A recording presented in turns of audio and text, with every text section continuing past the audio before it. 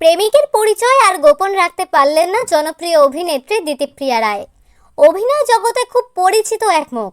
তার প্রেম নিয়ে চর্চা কিছু কম হয়নি, কিন্তু কখনোই তিনি তার প্রেমিকের পরিচয় খোলসা করেননি।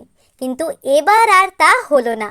প্রথম থেকেই সম্পর্ককে ব্যক্তিগত রাখতে চেয়েছিলেন এবং এখনও ঠিক তাই চান।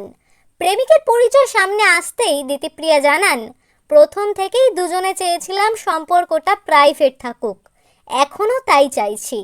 এই নিয়ে অহেতুক আলোচনা হোক তা আমরা কেউই চাই না।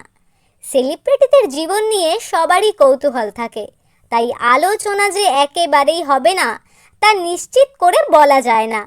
দিতিপ্রিয়ার প্রেমিকের নাম শমিক মিত্র। ফুটবলের সাথে যুক্ত তিনি। চেন্নাই এফসির গোলকিপার। 2027 সাল পর্যন্ত চেন্নাইয়ের সঙ্গে চুক্তিবদ্ধ তিনি। শিলিগুড়ির ছেলে শমিক।